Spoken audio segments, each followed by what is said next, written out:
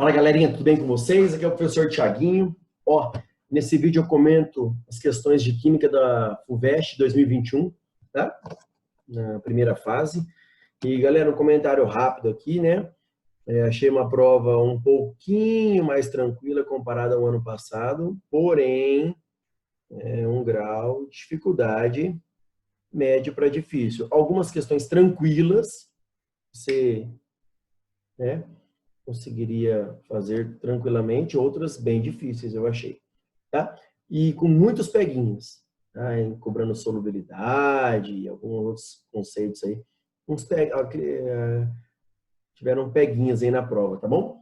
Espero que vocês gostem e segue lá o canal no YouTube, né? Só digitar Thiago Scorse, tá bom? Vamos lá, espero que vocês gostem. Valeu! Fala galerinha, tudo bem com vocês? Aqui é o professor Thiaguinho. Entre no canal, no YouTube, Thiago Scorse, tá aí no slide, Thiago Scorse, só digitar lá. Segue a gente no canal que eu vou colocar sempre as resoluções dos principais vestibulares do país aí, beleza? Vamos lá galera, vou resolver com vocês hoje a FUVEST 2021, tá? Que foi realizado no dia 10 de janeiro, tá? Primeira fase. Tá bom? Então, vou fazer as questões de química. Não esqueça que essa daqui eu peguei a prova V. Tá bom? Vamos lá, galera. Espero que vocês gostem. Vamos lá, então. Questão 25. Vamos lá.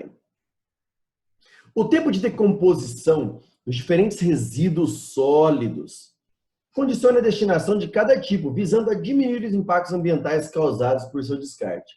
O gráfico mostra dois grupos de resíduos sólidos, X e Y, produzidos pela população humana, com diferentes tempos de decomposição. Ele fala na observação lá que a decomposição não foi acelerada, é um processo normal de decomposição.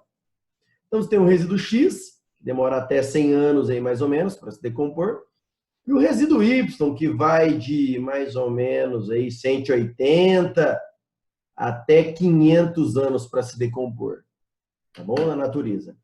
Com base nessas informações e nos seus conhecimentos, é correto afirmar que... Vamos lá. Analisar, galera, alternativa. Vamos analisar cada uma, até chegar à correta. Letra A. Garrafas PET fazem parte do grupo Y? Pode fazer. Por quê? Nós sabemos que os plásticos, as garrafas PET, né, o PET, polietileno tereftalado, é um polímero, é um plástico, tipo de plástico, demora muito tempo, então pode ser o grupo Y? Pode, porque começa a se degradar depois de 180 anos. Podem ser as garrafas PET? Pode. E sua destinação recomendada é o reuso e a reciclagem? Correto. Por quê?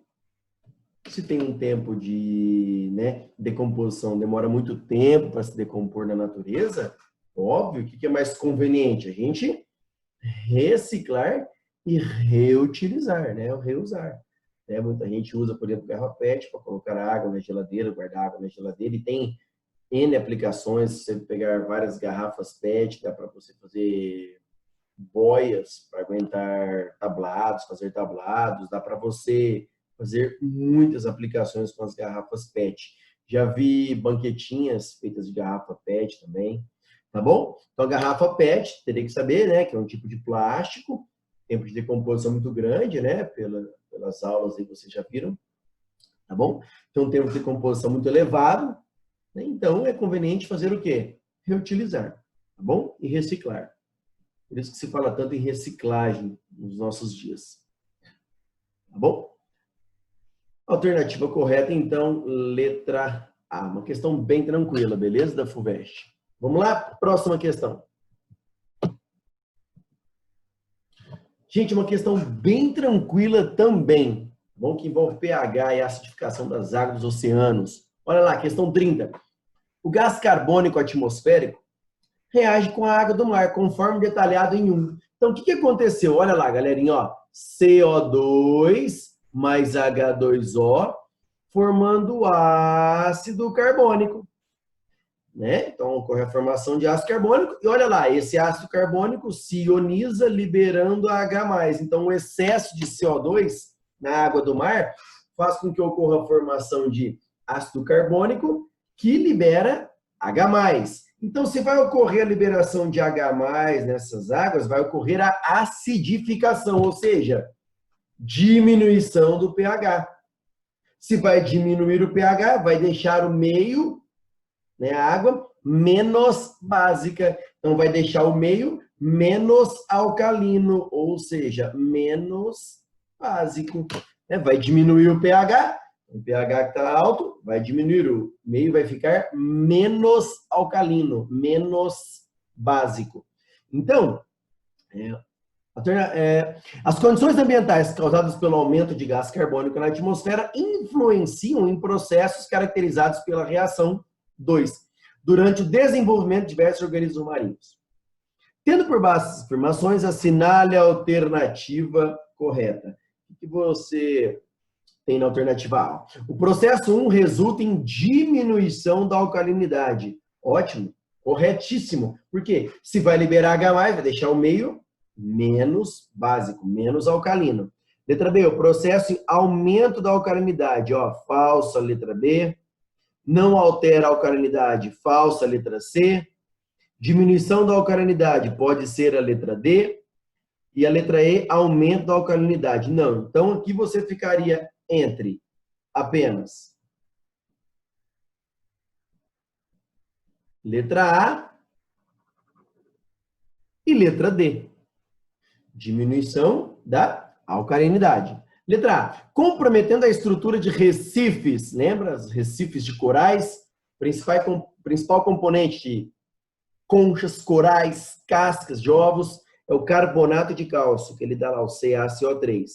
Então, o que acontece? Se vai deixar o meio menos alcalino, né, vai diminuir o pH, vai ocorrer a acidificação, o que vai ocorrer? Vai interferir, vai prejudicar, olha lá, a estrutura, né, vai prejudicar a formação dos esqueletos calcários, alternativa A.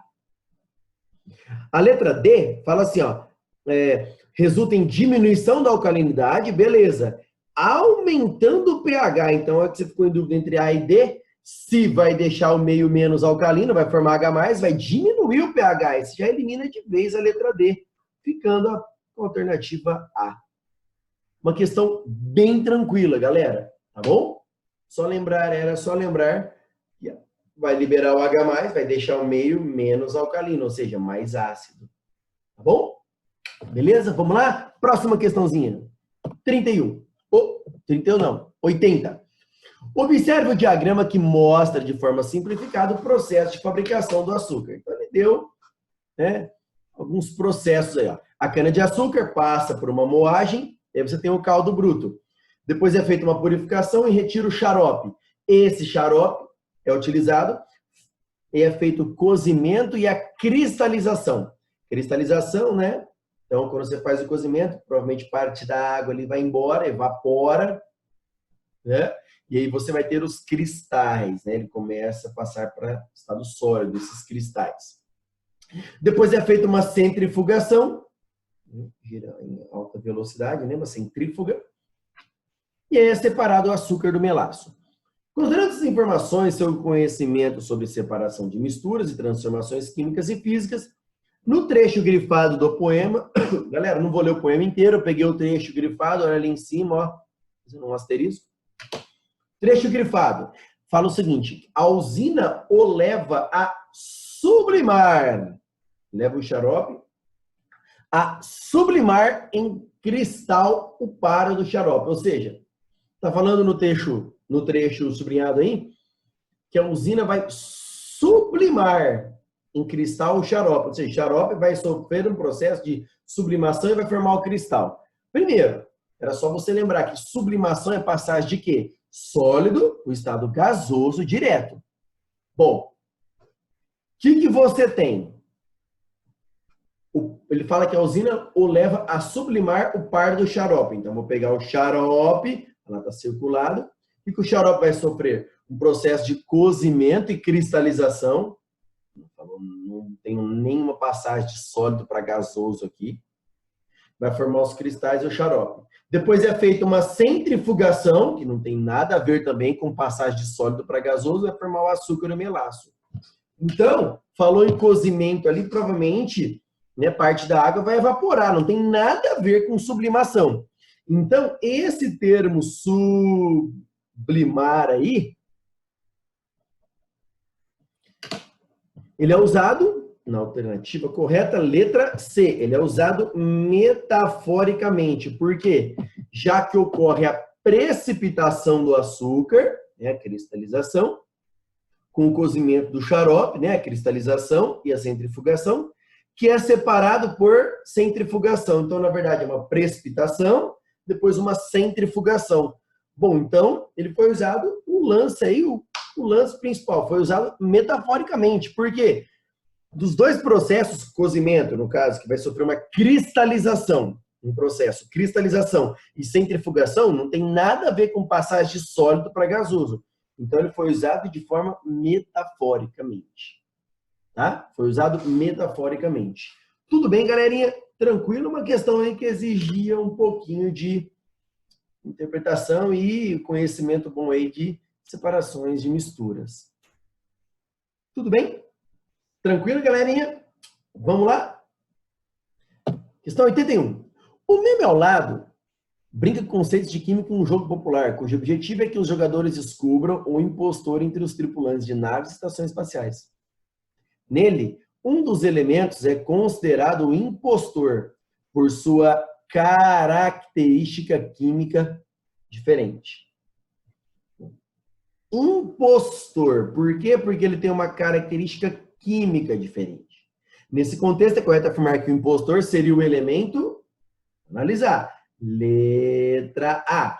O hidrogênio. Correto. Por quê, galera? Todos os elementos da família 1A, eles possuem um elétron na camada de valência. E todo elemento que tem 1, 2 ou 3 elétrons na camada de valência tem uma tendência em que? Doar elétrons. Ou seja, são metais. E aí os metais, óbvio, participam de ligações iônicas. Um exemplo, sódio, ó, NaCl, ó, Na+, Cl-, ligação iônica. Um caso particular, ó, é o hidrogênio. Por quê? Ele está na família 1A porque ele tem um elétron na camada de valência. Porém, ele é um impostor aí porque ele tem uma característica diferente. Por quê? Porque o hidrogênio fica estável com 2, então ele não vai doar elétron. Ele vai receber mais um.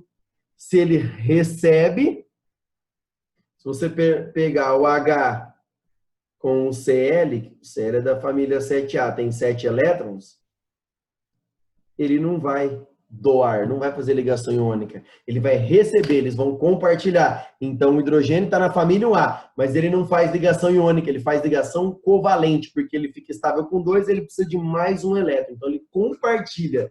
Então, ele vai fazer muitas ligações, né?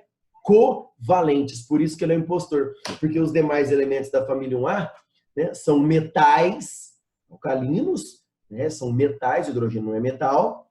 Os demais elementos então, são metais e eles têm tendência em fazer o quê? Doar elétrons. Se eles doam, eles são metais e aí, é óbvio, participam de ligações iônicas. Então, todos os elementos ali vão querer doar um elétron. O hidrogênio, ele fica estável só com 2, então ele vai receber. Ele tem uma característica diferente. Beleza, galerinha? Vamos lá? Próxima questão.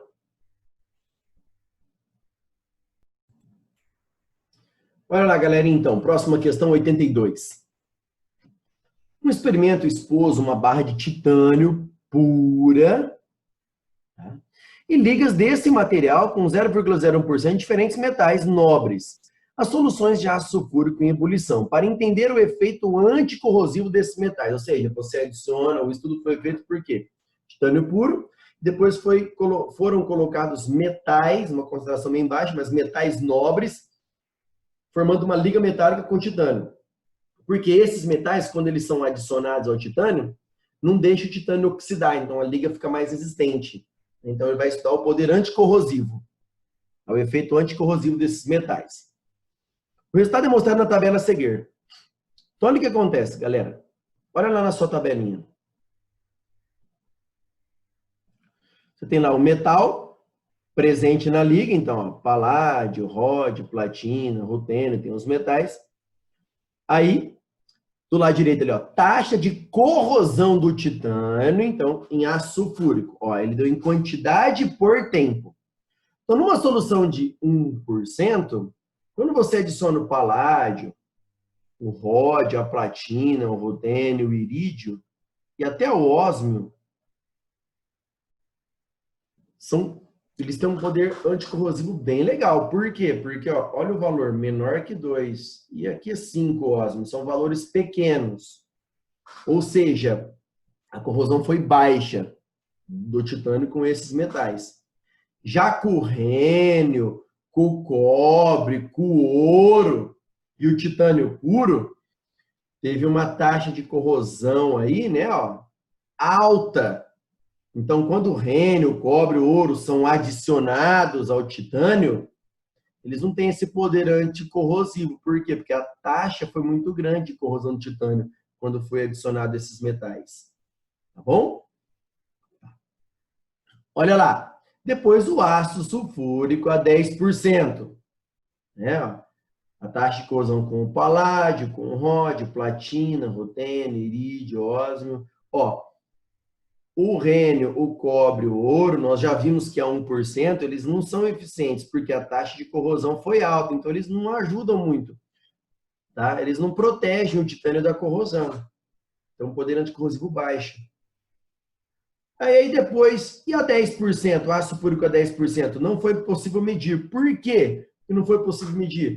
Porque a taxa de corrosão foi muito alta. Então, o processo de corrosão foi acelerado, foi muito rápido com ácido sulfúrico a 10%. E não conseguiu medir. Por quê? Porque o tempo foi muito pequeno. Então, não deu para medir.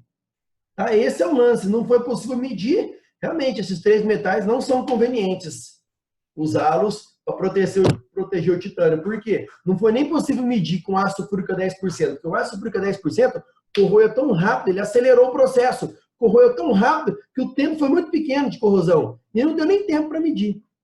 Tá bom? Então vamos lá. Com base nessa informação, é correto afirmar. Letra A. O aumento na concentração de ácido sulfúrico. Vamos lá. De ácido sulfúrico. Vou pegar uma outra cor aqui, ó. De ácido sulfúrico. Nos experimentos, o aumento, né, no caso aí de 1 para 10, fez com que o titânio puro fosse mais corroído? Sim, ó, o titânio puro de 460 a 3.950. Sim. E o titânio com PD, RH e PT fosse menos corroído? Não. Ó, PD, aqui, RH e PT, os 3 primeiros aqui, ó. Com ácido sulfúrico a 1% era menor que 2. A hora que você jogou um ácido sulfúrico a 10%, olha isso, a taxa aumentou. Ele falou que fosse menos corroído, não, foi mais corroído com ácido sulfúrico a 10%. Por interpretação, tá bom? Falso. B, para RE.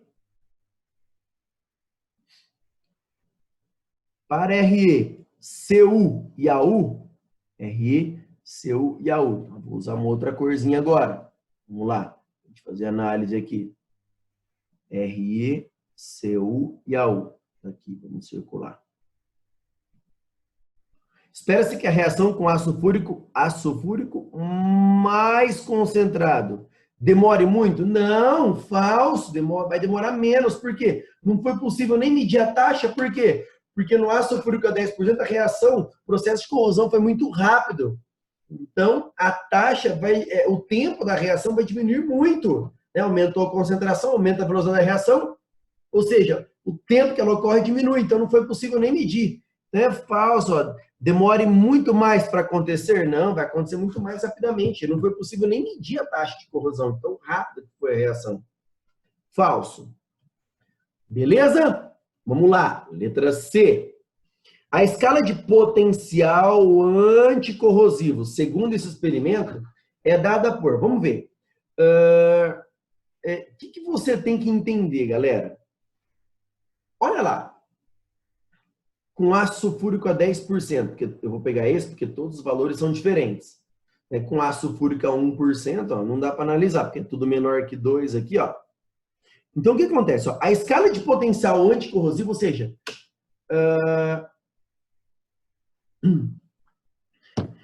quanto maior o poder anticorrosivo, menor vai ser a taxa de corrosão. Então, a ácido sulfúrico a 10%, qual é o metal que foi adicionado onde a taxa de corrosão do titânio foi menor por unidade em quantidade de tempo? Né? Então, olha lá, ele fala quantidade, né? A taxa de corrosão é a quantidade corroída por tempo. Então, olha lá, quando você qual é o metal que foi adicionado que fez com que a quantidade, com que a taxa de titânio corroído fosse menor? Ah, o menor de todos aqui, ó, qual foi? Ah, foi o paládio. Então, quando você adiciona o paládio no titânio, a taxa de corrosão é muito pequena, ou seja, pouco titânio é corroído. Se pouco titânio é corroído, é porque o poder anticorrosivo do paládio é o melhor de todos. Então, o que tem o melhor poder anticorrosivo é o paládio. Olha lá o que ele fala. Ele fala que o maior de todos é o ouro. Então, você já sabe que a alternativa C é falsa. Beleza? Muita interpretação. Os vestibulares estão usando muito isso. Na Unicamp, que eu fiz já também, cobrou muita interpretação de gráficos aí. Tá bom? E tabelas. Bom. Letra D. PD. Olha lá. PD. RH. PT. E RU. São os 4 primeiros aqui, ó.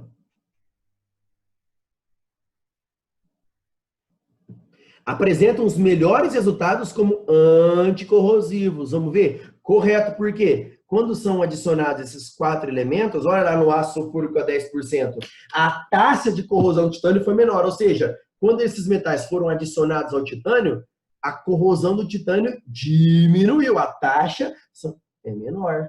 Então, eles têm um melhor resultado, ou seja, são os melhores anticorrosivos, porque a taxa de corrosão foi menor. Enquanto o Cu e o Au apresentam os piores resultados. Ó, Cu e Au, eles apresentam os piores resultados. Por quê? Porque com o ácido sulfúrico a 10%, a reação foi tão rápida que a taxa nem pôde ser calculada. Ou se comparar um ácido sulfúrico a 1%, olha isso, o Cu e o Au são os que têm maior taxa de corrosão. Ou seja, quando esses elementos são adicionados ao titânio, o titânio corroeu muito. Eles apresentam a maior taxa de corrosão, então são os piores anticorrosivos. Alternativa correta, letra D. Uma questão, a meu parecer, complexa. Exige muita interpretação aí, tá bom? Vamos lá? Próxima questãozinha. Olha lá, galerinha, próxima questão 83. Vamos lá. De acordo com o esquema, vamos lá, vamos ler, tem um texto aqui, ó. Enunciado para as questões 83 e 84. Um dos indicadores de qualidade de mel é a presença do composto orgânico hidroximetilfurfural, HMF, formado a partir de certos açúcares, como a frutose. A tabela resume os teores de HMF permitidos de acordo com a legislação brasileira e recomendações internacionais. Então, olha lá, ele dá o teor de HMF. Isso é importante, o teor em miligramas de HMF para cada quilo de mel. De acordo com a legislação brasileira, até 40 miligramas de HMF por quilo de mel, esse mel pode ser usado como um mês, né? Um mel de mesa, utilizado para consumo humano. Até 60, ele é um mel industrial e ou subprodutos. Depois, conforme a recomendação internacional da FAO, até 80 miligramas por quilo, ele é utilizado, né, utilização de mel produzido em países com clima tropical. Uma das possíveis rotas para a formação do HMF a partir da frutose é mostrada de forma simplificada no esquema. Tá aí, então você tem a frutose, aí tem o composto número 1, já formou o composto número 1, liberou água e formou o 2. Depois teve a perda de alguém aqui, formou o composto 3. Depois perdeu mais de alguma coisa e formou o HMF, que é o produto final. Então, produto inicial frutose, produto final HMF. Nas setas, são mostradas as perdas de moléculas ou grupos químicos em cada etapa. Por exemplo, entre as espécies 1 e 2, ocorrem a saída de uma molécula de água lá. Entre o 1 e o 2 saiu a água. E a formação de uma ligação dupla entre carbonos, olha lá. Uma ligação dupla do 1 para o 2 formou uma ligação dupla. Bom, então vamos continuar agora. De acordo com o esquema mostrado, as perdas indicadas como 1 e 2 correspondem a perda 1 e perda 2. Então, olha lá, galera, de verde, ó, perda 1, ó. O que seria a perda 1? Preste atenção, do composto 2 para o 3 ocorre essa perda 1. Preste atenção, eu circulei de verde a parte onde ocorreu a mudança na estrutura, né? A parte que eu não grifei continua igual. Então, a parte que mudou foi a parte que está de verde. Então, essa parte de verde que eu circulei no composto 2, eu completei os carboninhos, coloquei os Hs. Então, essa parte verde aí, ó, se você observar, possui 3 carbonos, 4 hidrogênios e 2 oxigênios, tá? Lá no composto 3, essa parte verde que eu circulei, né? Ela tem apenas 3 carbonos, 2 hidrogênios e 1 oxigênio. Então, olha, né? Porque na estrutura toda, a parte verde, do 2 para o 3, a parte verde é onde ocorreu a mudança. Pode ver, uma ligação dupla mudou de posição, onde tinha OH entrou um dupla O, né? Ó, onde tinha esse OH entrou um dupla O. Então, essa parte verde que eu circulei é onde teve a mudança. Então, nessa mudança ocorreu a liberação de uma substância. Vamos ver? Olha a parte verde do composto 2, ó. 3 carbonos. Do composto 3, 3 carbonos. Então, o carbono não interferiu em nada. Agora, você tinha no composto 2 4 hidrogênios. No composto número 3, só tem 2 hidrogênios. De 4 para 2, está faltando. Então, você sabe que estão faltando, ó, 2 hidrogênios. Que foi liberado, então. Oxigênio, o composto 2 tinha 2 oxigênios. O composto número 3 tem um oxigênio só. Então, do 2 para o 3 está faltando um oxigênio. Então, olha lá. Se você comparar o composto 2 para o 3, do 2 para o 3 estão faltando 2 átomos de hidrogênio e de oxigênio. Ou seja, do 2 para formar o 3, ocorreu a liberação de água. Beleza? Questão de balanceamento, completar os Hzinhos ali, ver o que está faltando de um lado para o outro. Agora, do composto 3, né, que eu coloquei de azul aí, ó. Do composto 3 para o 4, ou para o HMF, que é o produto final. O que mudou? A parte do Ozinho lá no ciclo, dupla O, continua igual. O que mudou foi a parte que eu circulei de azul. Porque tinha um OH, não tem, né? Tinha um OH que eu estou circulando aqui, ó, no composto 3, no composto 4 ele sumiu. No composto 3 tinha uma ligação simples, no HMF, que é o produto final, apareceu uma dupla. Então, eu circulei a parte da estrutura que sofreu alteração. Então, vamos lá. No composto 3, essa parte aí, eu completei os carboninhos, ó. Foram 3 carbonos, 6 hidrogênios e 2 oxigênios. Ok? Aí. Já para o HMF, nós temos 3 carbonos, 4 hidrogênios e um O. Então, o que aconteceu? O número de carbonos permaneceu o mesmo. Apenas nessa parte onde ocorreu a diferença, a mudança na estrutura. De hidrogênios, de 6 caiu para 4. Estão faltando 2. Faltando 2 hidrogênios.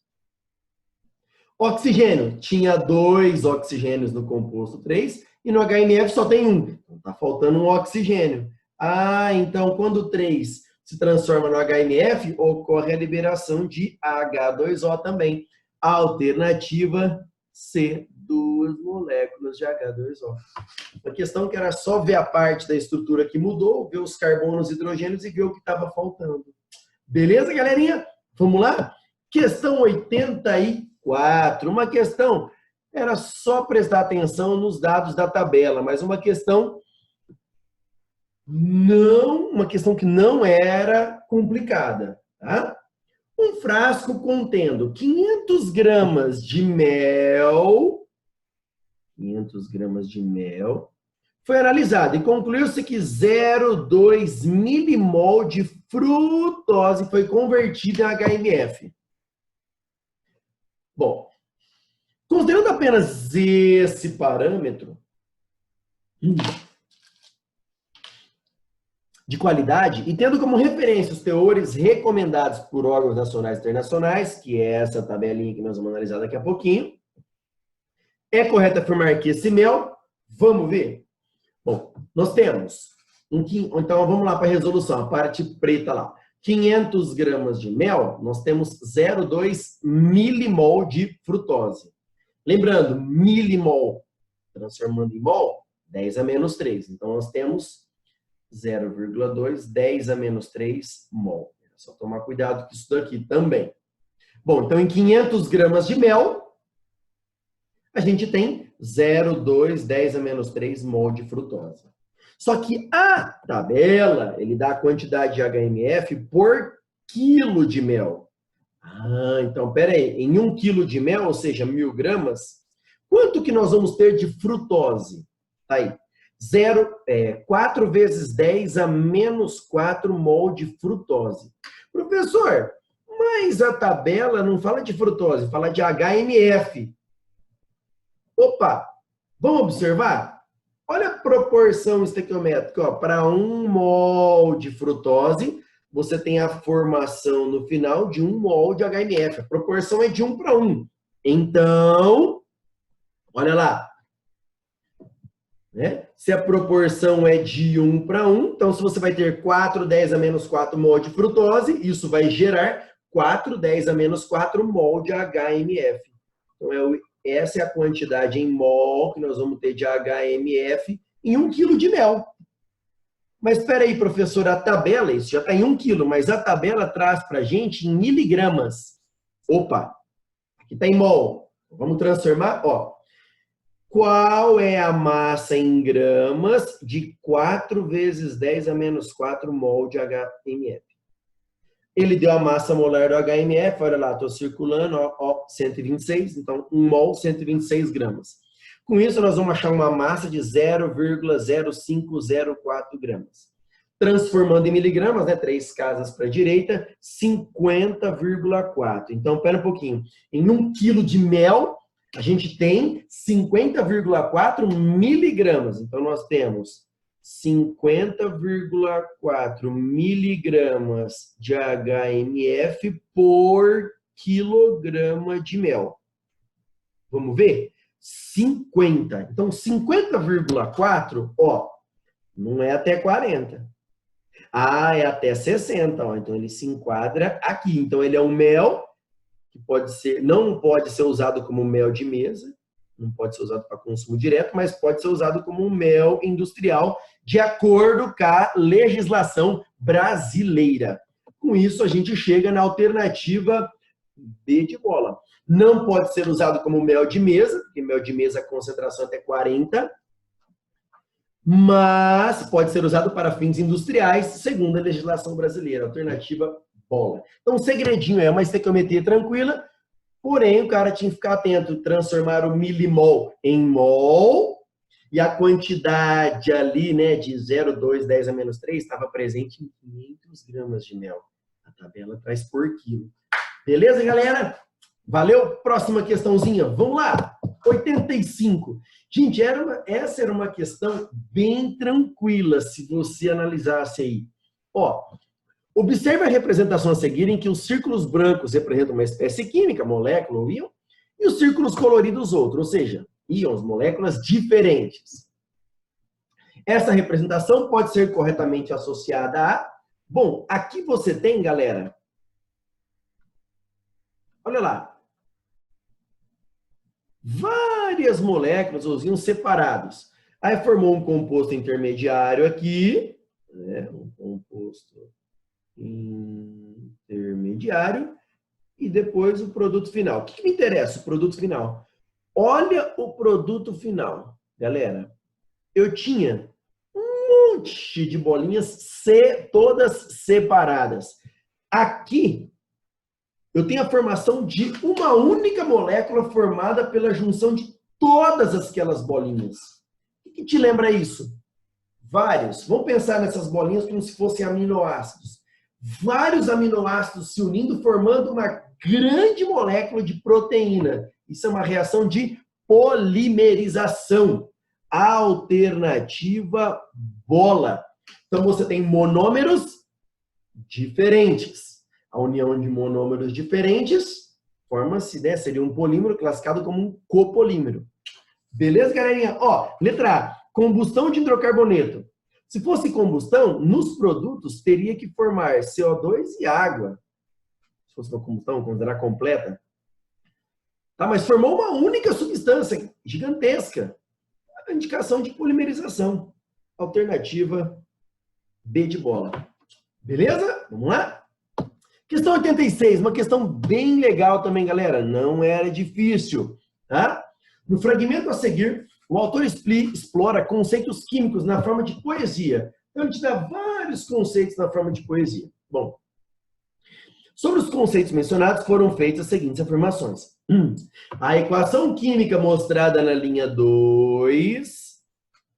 Vamos lá, galerinha, juntos, ó, linha 2. Vamos circular a linha 2. Vermelho. Está associada à liberação de energia, né? A ATP libera energia, pois corresponde à reação de fotossíntese de jeito nenhum. Com consumo de gás carbônico, não, o gás carbônico está sendo liberado, então não tem consumo, tem a liberação de gás carbônico. Falso. Isso aqui, na verdade, é a glicose reagindo com O2, né? Seria a combustão da glicose, ou, no caso, é a respiração celular, né? Glicose sendo queimada com O2, liberando CO2 e água e energia, ATP. Afirmação 1 é falsa. Vamos lá. Afirmação 2, vou usar a cor verde. A equação química representada na linha 6. Cadê a linha 6? Aqui. Representa uma reação na qual o número de oxidação das espécies é alterado, sendo associado à corrosão. Gente, olha lá, o item 2. Eu coloquei ali, ó, vou fazer um asterisco. O ferro foi de inox 0, mais 3. O oxigênio de inox 0 para menos 2. Então, o que aconteceu com o ferro? De 0 para mais 3, ele sofreu uma oxidação. Já o oxigênio, de 0 para menos 2, ele sofreu uma redução. Então, uma reação de oxirredução. Então, lá, na qual o número de oxidação das espécies é alterado. Perfeita essa afirmação. Sendo associada à corrosão. Isso, corrosão. Né? Ferro, na presença de oxigênio e umidade, forma o quê? Ferrugem, que é o óxido de ferro. Beleza? Corretíssima afirmação. A afirmação 3, eu vou usar a corzinha azul. O modelo incompleto na linha 7 refere-se ao proposto por Thomson. Você já sabe que é falso de cara. Porque o Thomson falava que o átomo era uma esfera positiva recheada de elétrons. Aqui você tem um núcleo. Tá vendo? Está falando de núcleo. É o modelo proposto por Rutherford. Né? Núcleo positivo e ao redor do núcleo os elétrons. Tudo bem? Então, esse modelo incompleto aí refere-se ao modelo proposto por Rutherford. Tá? Então, é falsa o item 3. Então, somente a 2, alternativa B de bola. Uma questãozinha bem legal aí também. Beleza, galerinha? Vamos lá? Próxima questão. Olha lá, galerinha, questão 87, uma questão que fala de deslocamento de equilíbrio. A gente fala muito de deslocamento de equilíbrio, mostra o galinho do tempo, né, que fica azul em dias quentes, vermelho em dias chuvosos. Olha, uma questão de deslocamento de equilíbrio, olha lá. Para estudar o equilíbrio químico de íons CO mais 2, em solução, uma turma de estudantes realizou uma série de experimentos explorando a seguinte reação. Então tá aí, a reaçãozinha. Nesse equilíbrio, o composto de cobalto com água, composto de cobalto com água, apresenta coloração vermelha. Enquanto o composto com cloretos, aqui, ó, com cloretos, COCl4, apresenta coloração azul, ok? para verificar o efeito de ânions e diferentes sais nessa mudança de cor, 7 ensaios diferentes foram realizados. Aos tubos contendo apenas alguns ml de uma solução de nitrato de cobalto, então a solução inicial contém nitrato de cobalto, né, em solução aquosa, e inicialmente ele falou ali, ó, que a coloração inicialmente possui cor vermelha. E nesse tubo foram adicionadas pequenas quantidades de diferentes sais em cada tubo, como apresentado na tabela, com exceção do ensaio 1, no qual nenhum sal foi adicionado. Então, o sal inicial tinha nitrato de cobalto, que tem coloração vermelha. Aí eles colocaram diferentes sais, né, agitaram e deixaram em repouso para ver a coloração final. Vamos lá. Vamos deixar bem claro para vocês, olha lá. O cobalto, né, na presença, né, com água, fica vermelho. Na presença de cloretos, ele fica azul. Um deslocamento de equilíbrio, né? Ó, pode perceber, galera, ó, as duas setinhas representando o equilíbrio químico, beleza? Então vamos lá. A alternativa que representa a cor final observada nos ensaios 5, 6 e 7, respectivamente, Vamos ver, galera. Bom, o ensaio 1, nenhum sal foi adicionado, então a solução inicial era vermelha, continua vermelho, não adicionou nada. A solução 2, vamos lá, ele colocou KCl. Primeiro, ao adicionar KCl, então você tem esse equilíbrio aí. Ao adicionar KCl, o que vai acontecer? Vamos ver a solubilidade dos sais? O KCl tem uma solubilidade de 34,2 gramas para cada 100 ml de água, ou seja, um sal bastante solúvel. Então, quando você jogar o KCl em água, como ele é solúvel, ele vai liberar íons K+, e Cl-. Lembra o efeito do íon comum? Então, o que vai acontecer com a quantidade de Cl- no equilíbrio? Vai aumentar. Jogou KCl, liberou os íons K+, e Cl-, porque é um sal solúvel. O peguinha estava aí, tinha que observar que é um sal solúvel. Então, vai liberar Cl- no equilíbrio. Liberando Cl-, olha o que vai acontecer. A quantidade de Cl- no equilíbrio vai aumentar. E quando você aumenta a concentração de um participante no equilíbrio, o equilíbrio desloca sempre no sentido oposto. Então, o equilíbrio vai ser deslocado para a direita, ficando azul. Realmente, olha lá, ó, ficou azul na tabelinha. Ó. Experimento 2. Bom, experimento 3. Ele colocou Na2 e SO4. Vamos lá ver? O Na2 e SO4, ó, a solubilidade dele 13,9. Também é um sal solúvel. Então, Na2 e SO4, dissociando, vai liberar o íon Na+, e SO4 menos 2, que o Na+ não é um íon comum, não está no equilíbrio, nem o SO4 menos 2. Então, nada será observado, porque não vai produzir íon comum nenhum, não vai deslocar equilíbrio. A solução final, olha lá, ó, continua vermelha. E aí, ele te deu uma ajuda, galera. Ó, ele falou que quando ele colocou o CuCl, olha lá no experimento 4. Só que olha o peguinha, porque o aluno vê o CuCl e fala, vai liberar Cl-, vai aumentar a quantidade de Cl-, vai deslocar o equilíbrio para a direita. Cuidado. Olha o CuCl. Olha a solubilidade dele, 9,9 vezes 10 a menos 3. É uma solubilidade muito, muito, muito baixa. Ou seja, é um sal pouquíssimo solúvel. Então, na hora que você jogar o CuCl, a quantidade de íons que vão ser liberados vai ser muito baixa, quase nada. Então, o que acontece? A quantidade de Cl- liberada vai ser uma quantidade muito pequenininha e não vai provocar deslocamento de equilíbrio. Tá, mas, a grosso modo, o que você pode pensar? Como é um sal pouco solúvel, pensa assim, né? Muito pouco solúvel, não vai liberar íons. Se não vai liberar íons, não vai ocorrer o deslocamento de equilíbrio. Então, a solução vai continuar vermelha. Mas o correto, isso eu expliquei a grosso modo, mas o correto ele é um sal pouco solúvel, libera uma quantidade de íons muito pequena. E como essa quantidade de íons é muito pequena, não é suficiente para provocar o deslocamento de equilíbrio. Beleza? Bom, então ele deu essa dica aí. Então vamos lá, agora vamos ver nos ensaios 5, 6 e 7. No ensaio 5, Ele colocou K2SO4. Vamos lá. Vamos lá na tabela de solubilidade, ó. K2SO4, 11,1. Ah, é um sal solúvel. Então, ele vai liberar o íon K+, e o íon SO4-2. O K+ não existe no equilíbrio, o SO4-2 também não. Ou seja, não vai aumentar a concentração de nenhum íon no equilíbrio, ou seja, o equilíbrio não vai ser deslocado, a solução irá continuar vermelha. Bom,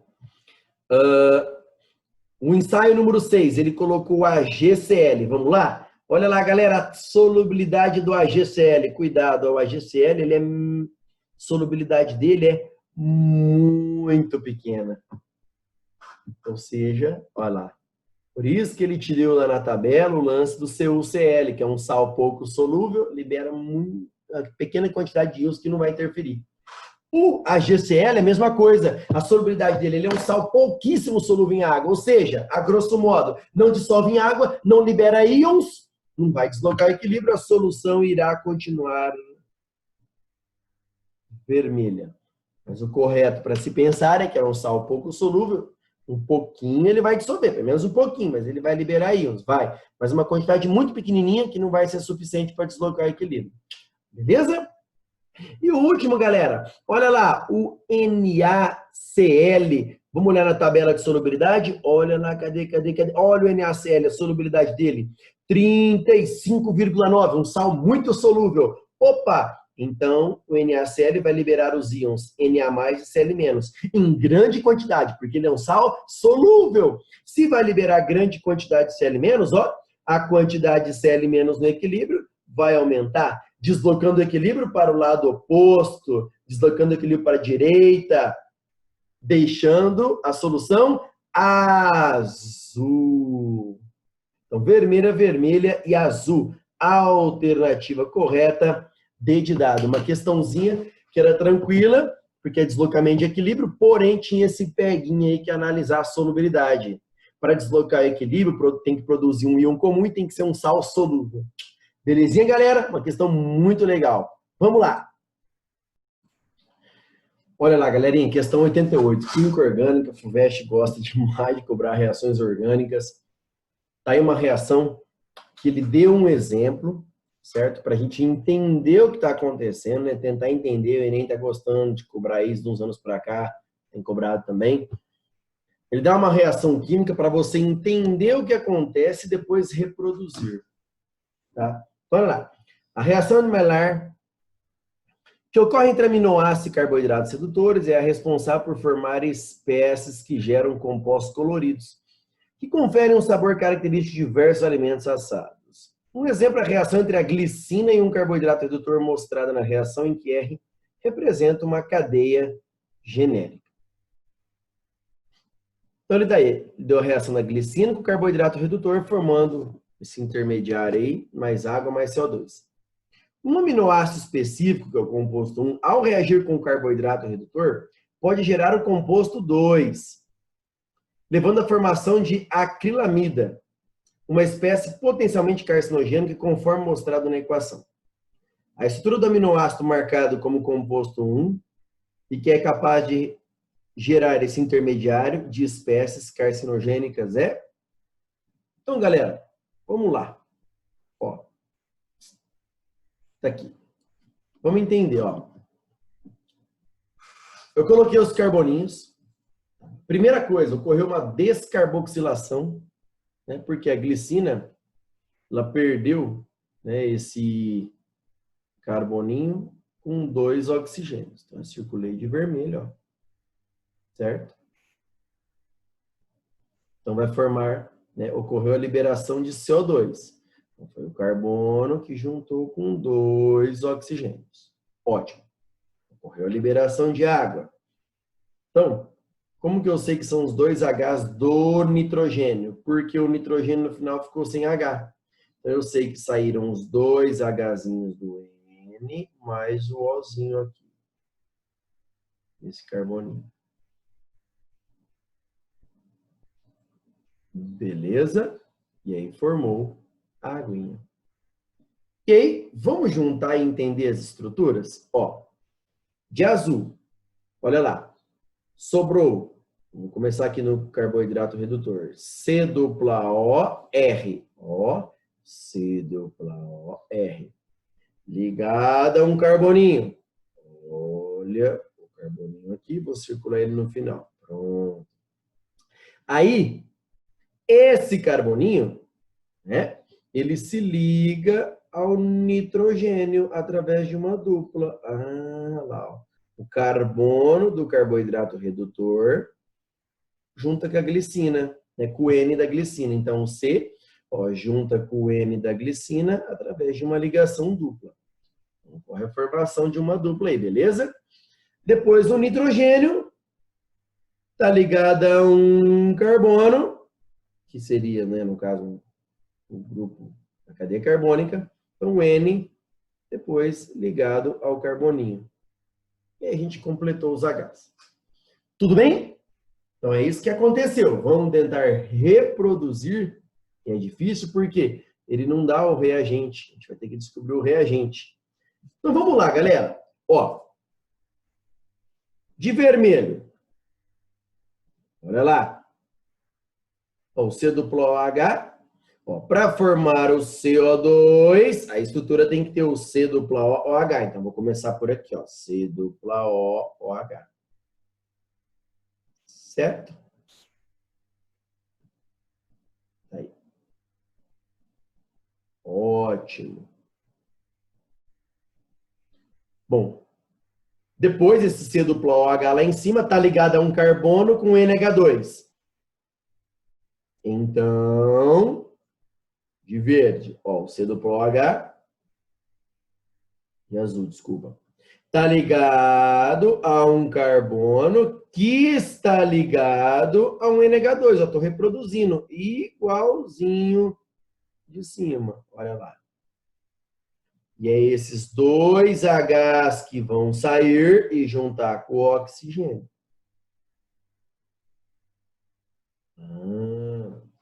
Beleza. E aí? Então já foi. Né, ó. O CO2 e o H2O. Bom, vamos ver a parte em azul agora. Galera, presta atenção. Olha lá em cima. O C dupla OR continua. Tá? Então, olha lá, ó. Eu estou circulando aqui, ó. Tudo isso daqui, ó, C dupla OR e o C fazem parte do carboidrato redutor. Então, esse C dupla OR e o C, ó, fazem parte do carboidrato redutor. Então, o lance agora, o que eu circulei de roxo ali, é o que vai fazer parte da cadeia carbônica do composto 1. Então, o composto 1 ele tem um carbono com C dupla OH, o NH2, né, seguindo a analogia lá. Aí, vamos lá. Olha o composto 2, galera. Olha o composto 2. Ele tem, ó, 3 carboninhos, certo? Que vieram lá do composto 1. Então, um carbono já está aqui, ó, porque eu tive que colocar esse carbono para colocar o grupo NH2, para seguir a analogia, igualzinho de cima.